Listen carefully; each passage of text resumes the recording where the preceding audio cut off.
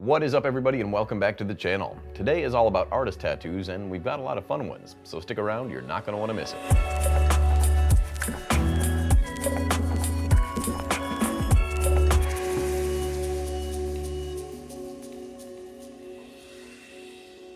Once again, welcome back. As I said previously, today is all about artist tattoos, but I wanted to start sprinkling in a little bit of real-life news. And I just got back from Savannah, Georgia for the Ghost Expo, and man, they put on a hell of a show. I gotta give props to everybody there that made it happen. It was a show made for artists, and you could really feel it. I did end up doing a collaboration with Pamela, who goes by Wild Isley Tattoo on Instagram, and we took home first place for Artist Choice and second place for Best Large Color. So make sure you go check out the tattoo, and make sure you go to Pamela's page, Wild Isley Tattoo, and give her a follow. All right, enough of that, let's get into the critiques. And this first one is sent over by Benjamin Feron, an artist of 5 years. And Benjamin sent over this sticker Chicago Bulls tattoo. And at first glance, I absolutely love this thing. I love how well this white is packed in around the border of this sticker. You can tell they really took their time with every little detail in this thing.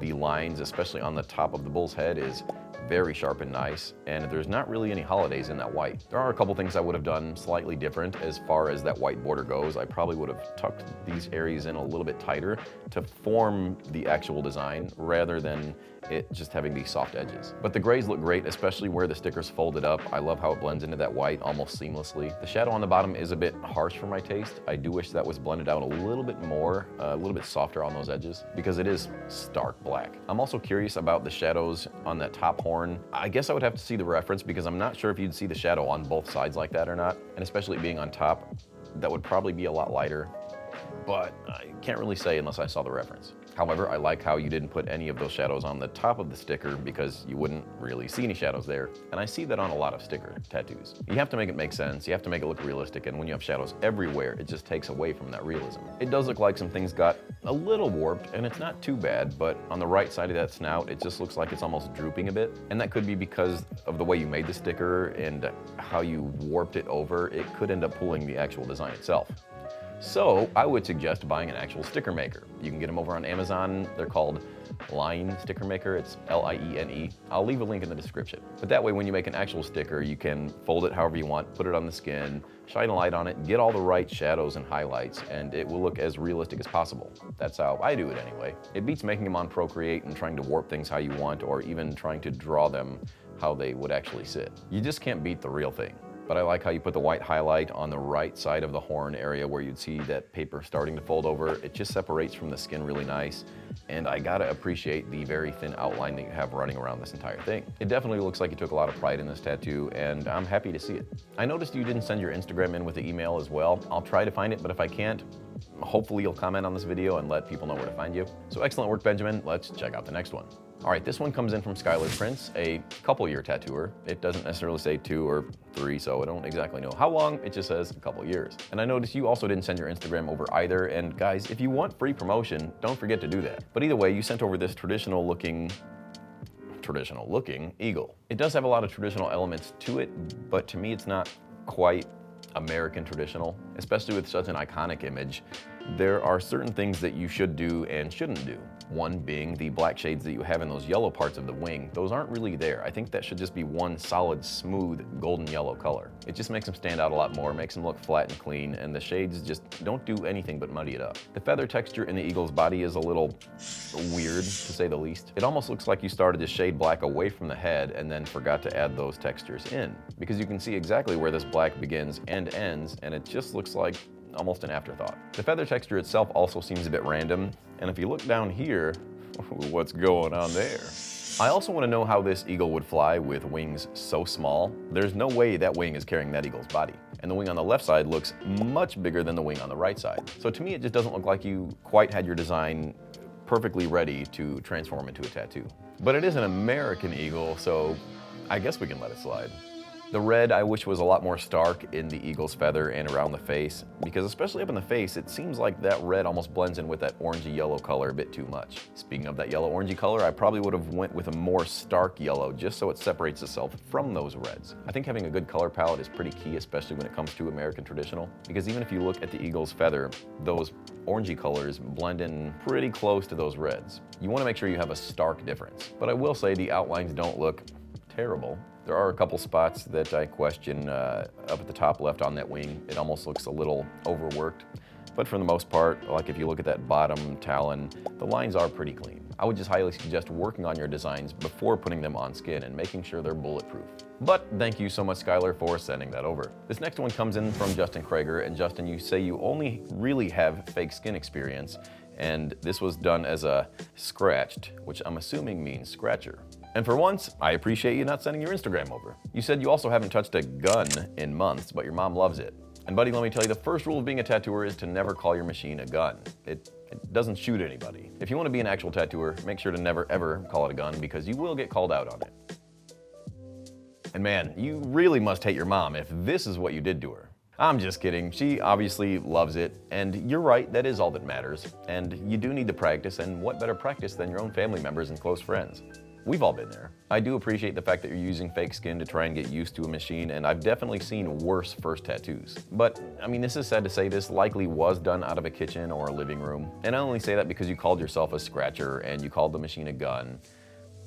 I'd bet money that you're not in an actual shop. My honest advice to you would be to search out an apprenticeship before doing any other tattoos because you're only going to build yourself bad habits that are going to be a lot harder to unlearn later on. And word spreads quickly around town. Trust and believe I did it myself for a couple years. It's not the greatest move.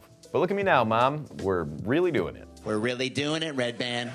There's not really much I can say about this tattoo, not because you did a great job, because you didn't, but because I personally don't want to reinforce these bad habits. So I'm gonna leave it at that. Justin, please be sure to update me if and when you do land an apprenticeship. But thank you so much for sending that over and allowing me to have a little bit of fun. On to the next one. This next one comes from Danny Wells, who said to go easy on you, and you've seen this show before, you know that's not what it's about. But either way, you mentioned that you've been a tattooer for 18-19 months, and you sent over this little samurai Pikachu. And I gotta say, not a bad job at all. There are just a couple things that I would have done differently for the longevity of the tattoo. Number one being the thickness of that sword. Chances are that sword's not going to stick around for longer than 5 years, and that's coming from somebody who does a lot of small tattoos.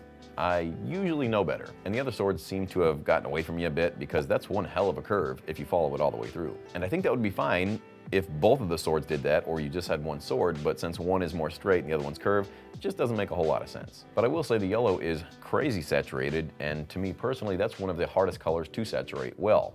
So for you only doing this 18-19 months, that's really impressive. I do like the design on the shirt, but I think it would have been cooler to see some of those waves in different areas, not just riding the back of the shirt. It would just look a lot more natural that way. And if you zoom in really close, you can see Pikachu's fingernails on the left side, and those things are so tiny.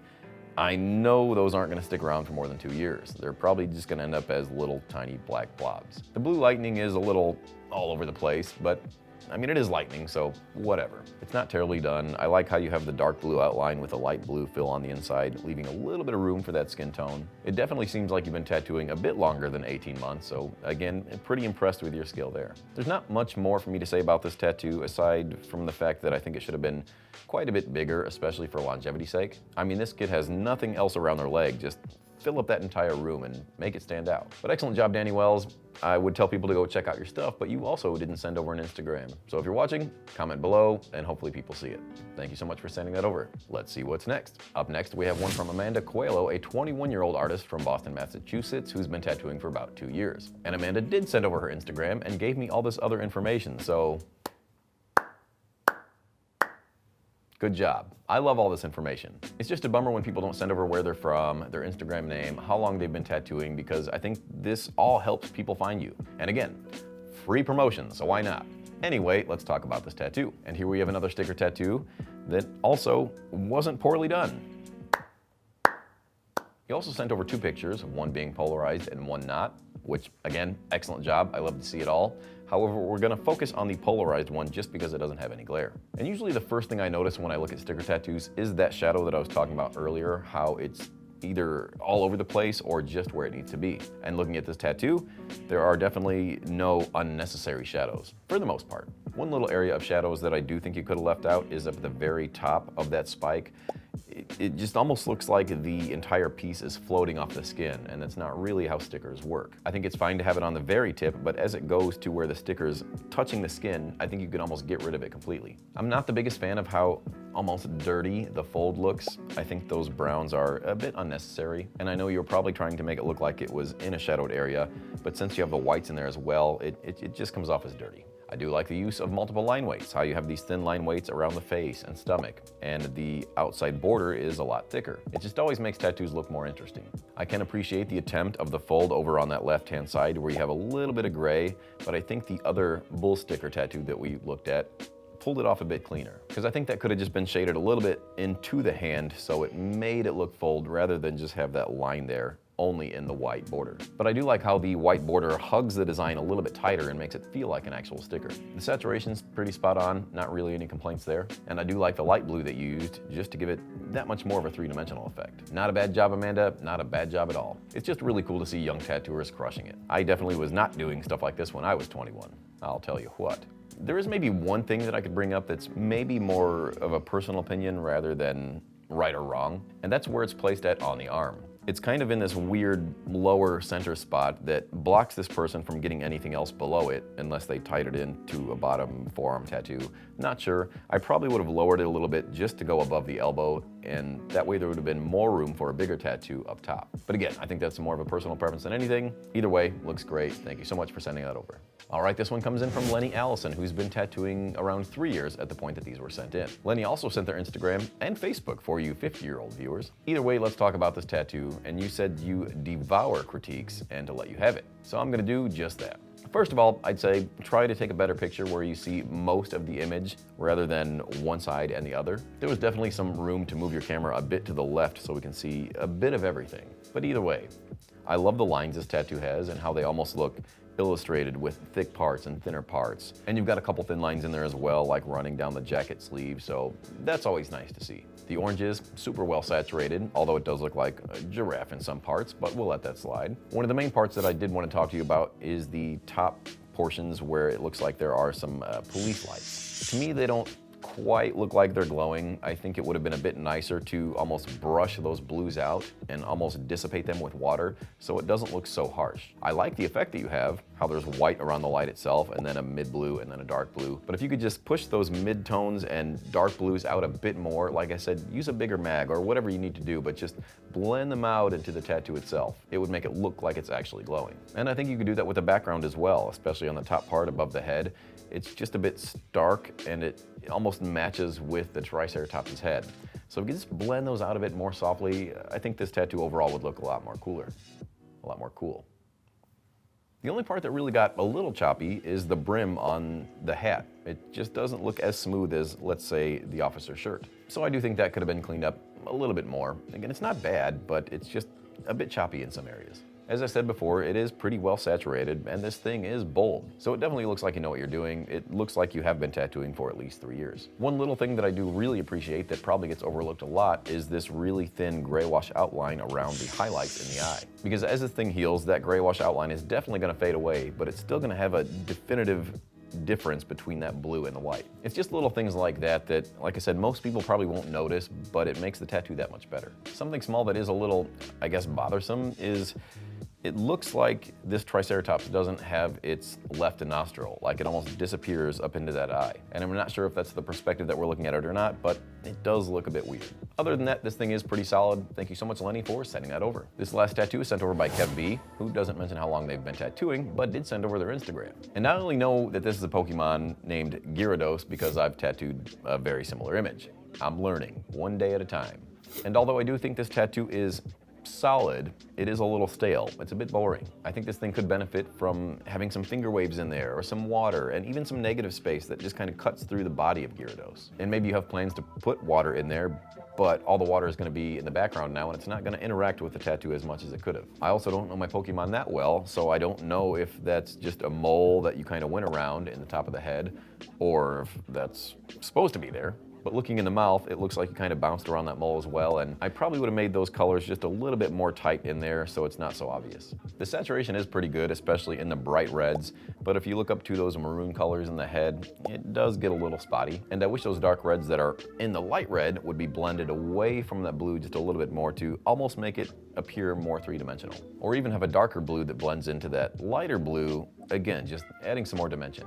Like I said, it's not a bad tattoo by any means. It is pretty solid, but it is awfully boring. And if it had a solid background, I probably wouldn't mind the skin tone that's in the body near as much. I think it's always nice to let tattoos breathe with areas of skin tone, but since it's so close to being skin on skin, Like even like the top little spike that's on its back, it's just skin, black line skin. So I do think this thing could have definitely benefited from having some sort of background to it. And as I said before, if you're gonna put background on it, make it interactive with the tattoo itself.